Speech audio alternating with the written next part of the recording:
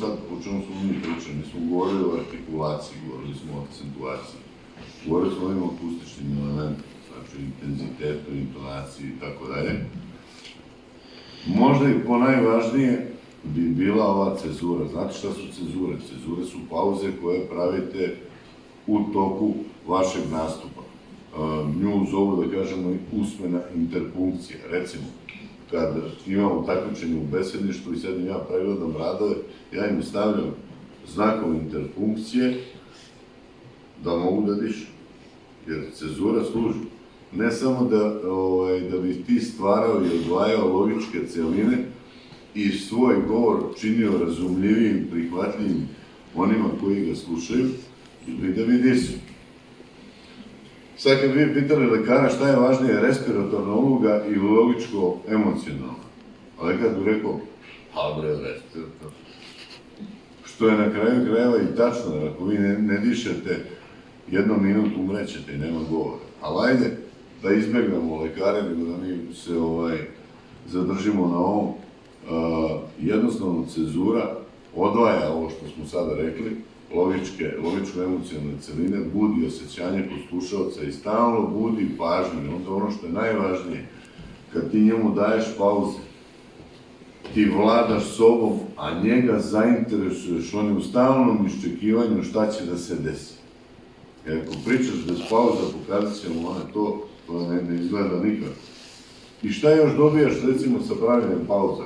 Kada govoriš bilo gde, sa pravljenjem pauza, kada govoriš bilo gde, dobijaš, kupuješ vreme ako nečeg nema da se setiš.